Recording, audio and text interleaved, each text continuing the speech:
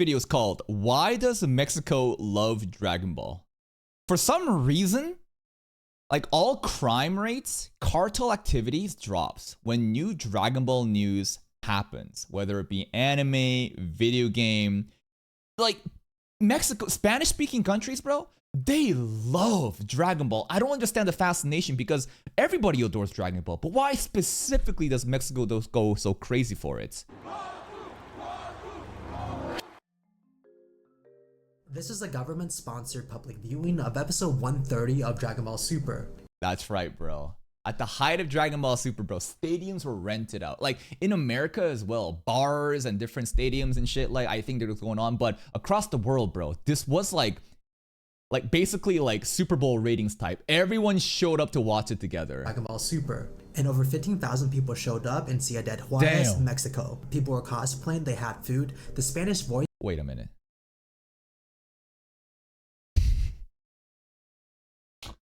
Oh man, this is gonna be so fucked up for me to do this.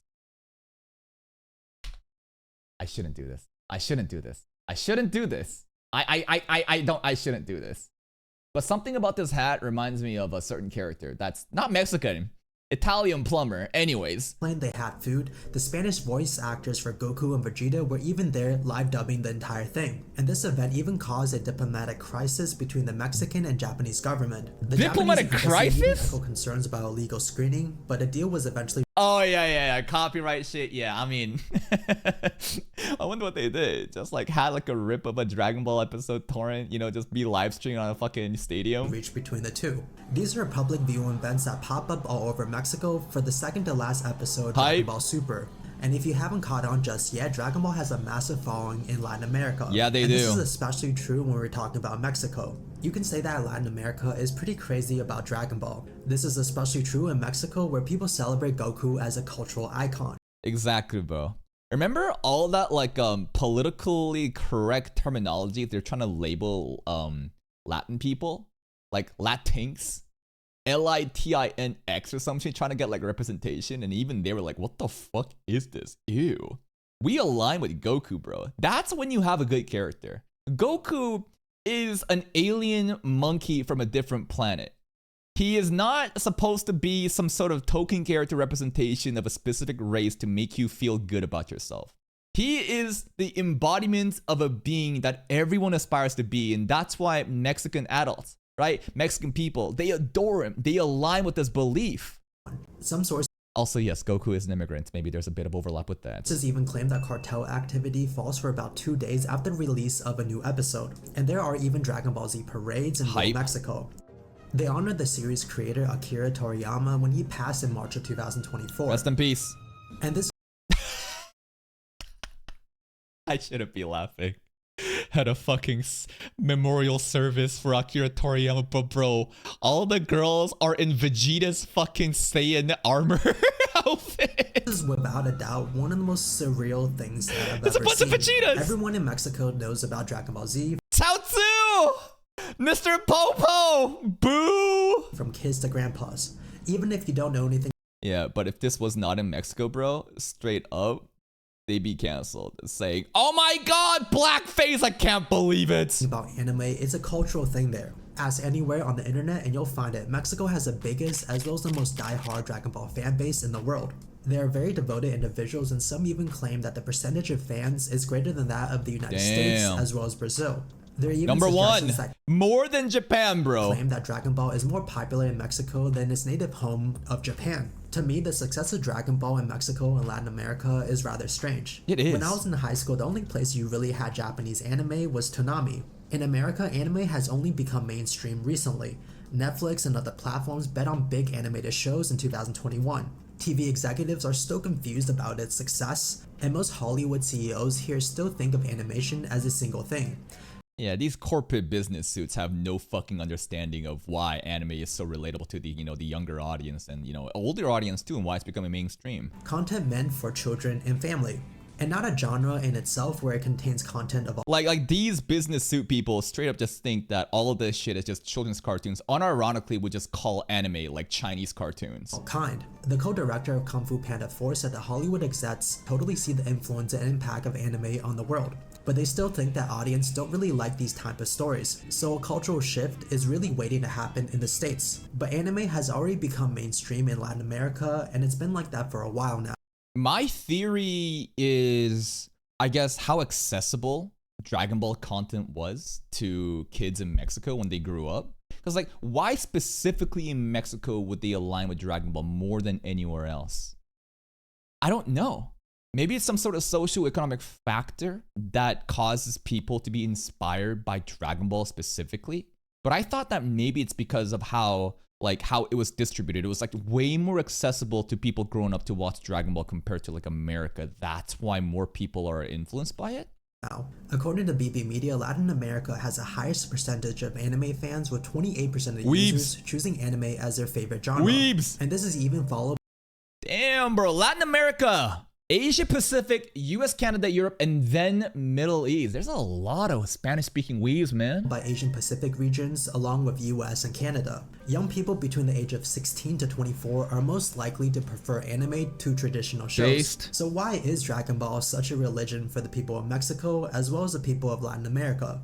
To really understand this, we need to understand the history of anime in Latin America and how it evolved over time. For starters, anime first started in Latin America back in the 1970s.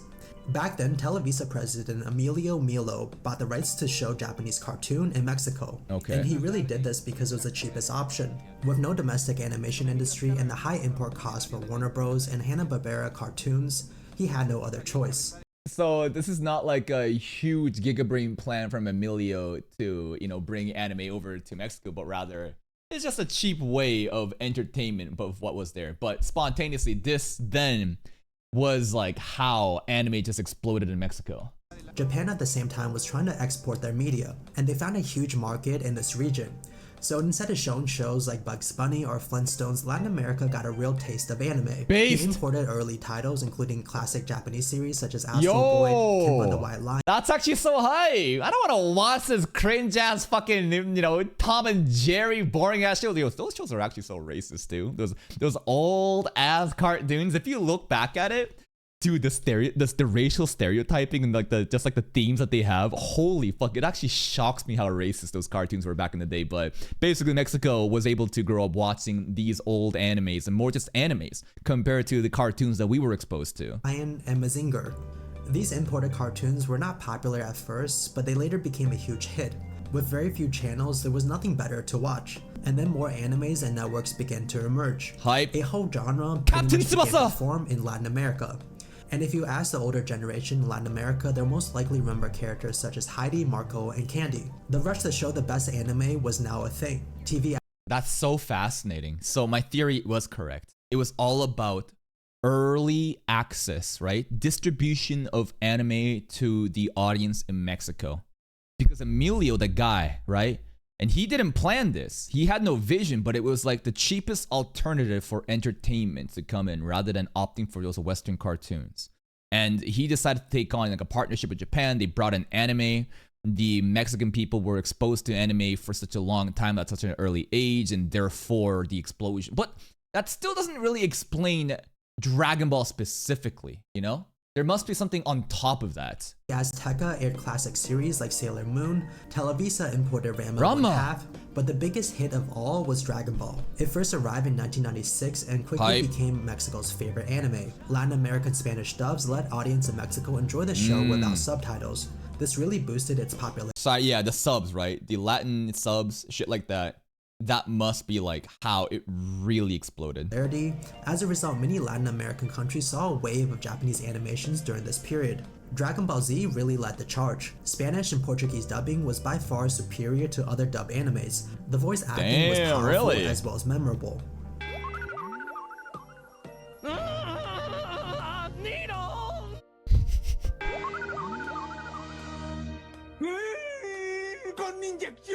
In the US, yeah, it's pretty alive. Like, I don't know if one is necessarily one the better or the other, but like they have legit dubs going on. As anime is heavily censored and altered to fit the local sensibility, while in Latin America no such thing was necessary. Oh, so Frieza could just be racist? Hello, monkeys. Like everywhere else, they censored. They're all back in yeah. Here it is, the age-old tales of people trying to censor shit and other people trying to long for what the authentic raw experience was. Frieza can just go on calling these fucking Saiyans monkeys. Performances match and even enchants the series' emotional depth. Fans often cite Mario Castaneda's voice as a key to the series' charm. He voiced Goku in the Latin American Spanish version. Castaneda's passionate portrayal of Goku became iconic. As a result, fans struggle to accept other voice actors. Damn, they have such loyalty towards him too, right? I mean, even in like the English dub, right? Goku's voice actor, Vegeta's voice actors, they are local legends for sure. A lot of people, you know, really care for that because that's what they grew up with. And when they hear like the Japanese dub for the first time, I don't know about you guys, but when I checked out a random episode of Dragon Ball Super, it was shocking the difference because obviously I grew up watching random episodes of Dragon Ball through, you know, the English dub, but hearing the Japanese grandma shrieking voice as Goku, it was just so weird. It became an acquired taste later on, but basically the Spanish-speaking community, their voice actors, the dubs, it's really, really good, and people love that shit. In different versions. The Latin American dub kept so much of the original music and sound effects. It really preserved the show's tone and feel while making it relatable to the local audience. No censor hype.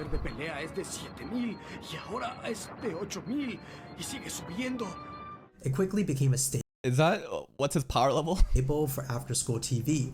Broadcasting networks in Mexico, Argentina, and Brazil introduced Dragon Ball Z to kids. The series aired to free-to-air TV, so it's reachable to a wider audience. Hype. Unlike premium cable shows, Dragon Ball Z reached everybody, not just those who had money for cable. So this is the thing, right? Why specifically was Dragon Ball, you know, so popping off here, even though early anime exposure was happening?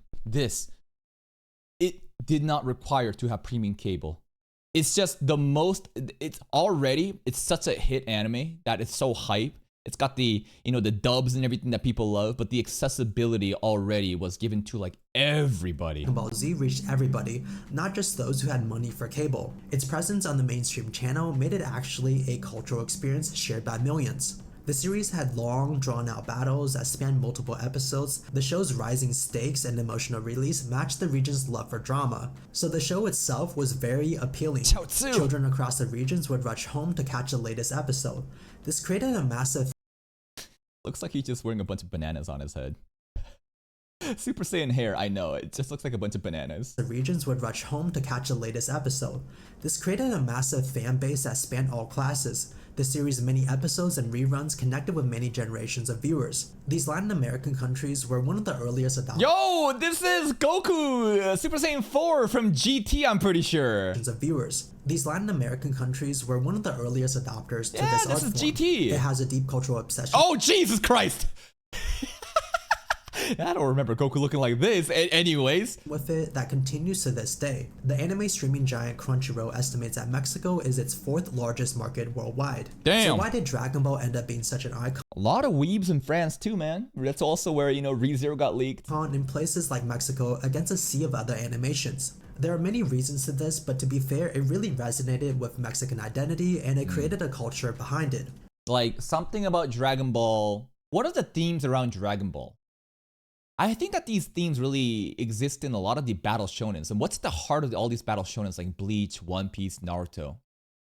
Not necessarily just power of friendship, but like never giving up. Never giving up, just like always, you know, pushing forward. Even though you lose, you get back up and you overcome these challenges. And these themes are very integral in a lot of different cultures and societies. It's also a theme that I really grew up watching. I genuinely believe me watching Dragon Ball, Naruto, One Piece, Bleach, all these different battle shonen that teaches you time after time that you must get back up and overcome the odds and surpass your limits, you know, and keep moving forward. That was very integral in my development. That really taught me to like have this like level of like self-accountability and for me to always just like keep pushing forward even though we take L's and to have that never give up mentality. I think it's such an important part of my life too. Most people in Mexico truly resonated with the story of Dragon Ball Z. Goku, the underdog Saiyan warrior, thrilled the viewers. His traits were perseverance, humility, loyalty, and a belief in self-improvement. His humble beginnings and a drive to push to his limits resonated with the audience. They relate to his story of overcoming adversity. Latin American countries often struggle with social as well as economic issues, Yeah. and people saw Goku as a symbol of hope and Yeah, symbol of hope. I think that's a very good way to place it. I don't want to speak on behalf of like, the countries and cultures that I have honestly no idea of, but there is a lot of like social injustices and a lot of fucked up shit that happens, you know, there, right? So obviously having something that gives you a sense of hope, a beacon, like an icon, like some All Might shit, right? Something to like hope for, something to believe in. It really inspires you. determination. Dragon Ball's theme of family, friendship, and sacrifice really connected with the Latin American culture. This Goku is these Goku suits. Okay. They really need to work on these fucking Goku suits, bro. They all look so fucking demented. With the Latin American culture, and these values are deeply embedded with many of these individuals. For example, Goku's willingness to risk everything to protect his loved ones made him a beloved figure in many households. Some will even say that the machismo culture in Latin America, especially Mexico, played a huge role. Telenovelas or soap operas have a lasting appeal. They feature macho male leads and glamorous This is like definition of like alpha male in these cultures, right? And Goku kind of like adds on to that. females and melodramatic tales. This created a taste for characters like the brawny Goku and his friends. Goku is a buff man's man, he loves his family, returns to the land. He's a terrible dad though, right? That's just straight up facts. Goku is a terrible dad. He doesn't do shit. I'm sure he loves his kids, but Vegeta and Piccolo are way better dads than Goku. And of the dead once in a while and adheres to his strong desire for duty. It's basically powered up muscle heads at supersonic speeds, duking it out. They're shooting lasers and blowing up planets, and what's really not to love? And if you really think about it, the Mexican audience love high energy sports, like soccer and wrestling. They emphasize competition and the dramatic stories. And Dragon Ball Z's epic battles with their powerful techniques and grand transformations fit a craving for action. And watching Dragon Ball is not just a thing that you do at home by yourself. It's also a social activity. Malls in Mexico play Dragon Ball in the food courts. That's hype, Friends man. and siblings and even parents would gather together around the TV to watch the latest battle. And this shared viewing experience helped viewers bond with the show. Absolutely. And it's kind of similar to reaction content, right? Watching something by yourself, yeah, you want to take everything in and, you know, but it's limited. People want to talk about the things that they enjoy.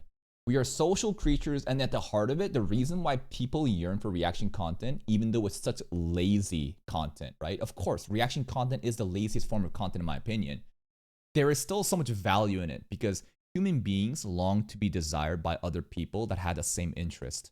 The whole concept of show and tell at school too. You want to bring something that you enjoy and talk about your favorite hobbies or your favorite games. Once you finish a movie, the thing that people usually do after they finish a movie is go to the lobby and talk about their favorite moments. And to have someone else, you know, watch something that you've seen to see their takes and their specific reaction to see, did they feel the same way I did or did they give me a different perspective?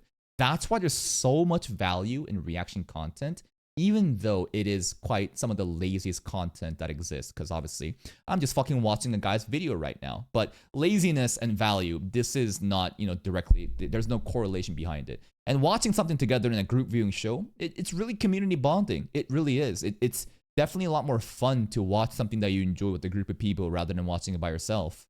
It really became a nostalgic cultural landmark for many. And GT Goku is getting done so dirty, bro. as these children grew into adults, Dragon Ball became more than just an anime. They grew up with it. Goku became a figure representing their childhood. Nostalgia kept the series popular even into the 21st century. Adults passed their love for the show to the next generation. Even in the internet age, memes and social media have kept Dragon Ball relevant. Goku and other Dragon Ball character memes are now an online staple. I wonder if they enjoy OG Dragon Ball, because a lot of people, they cannot like fathom OG Dragon Ball as an actual thing, because like Dragon Ball Z and Dragon Ball Super is a totally different experience. OG Dragon Ball is not that liked by a lot of people because again, it's not like Dragon Ball Z. It's not just hype fucking action over and over again. Quite a bit of it is, I wouldn't say boring, but it's definitely a different type of storytelling. cemented the series in the public mind.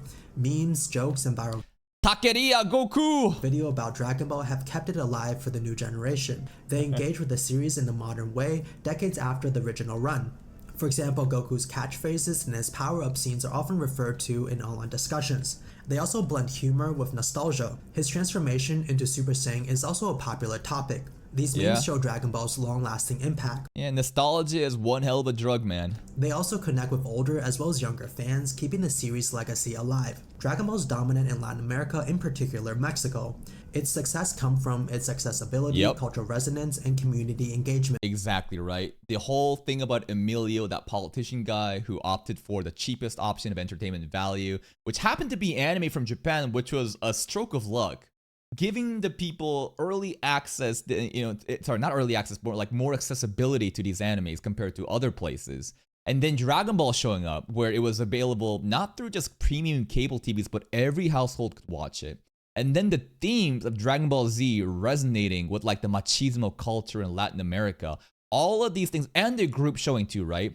Everything comes together, and this is why Mexico loves Dragon Ball.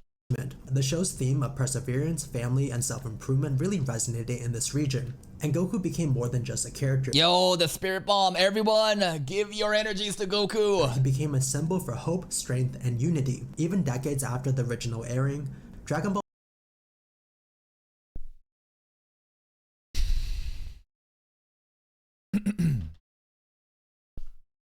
every time I see this kid, I just think of, it's the hat. Mario's not even Mexican. Mario is an Italian plumber who speaks Japanese. Mario is not Mexican, but I see the hat and I just think of anyways, let's keep going. Is still a beloved cultural touchstone in Latin America. Its fan and nostalgia have kept the legacy alive. Thank you guys so much for watching this video. I hope you guys found this interesting. And the next It was. Yeah, I mean, my assumptions on why Mexico loves Dragon Ball so much, I thought it has something to do with like early distribution of anime to the culture. And it is that, but it's a little bit more than that, right? It's about like the great fit that this specific culture really aligns with everything that Dragon Ball Z is trying to tell you. And then the whole group watching, community building experience, the whole machismo aspect of it makes sense. Please go check out Mr. Jimmy Mayo. Hope you guys will understood today why Mexico loves Dragon Ball so much and why cartel activity drops whenever new Dragon Ball news is out.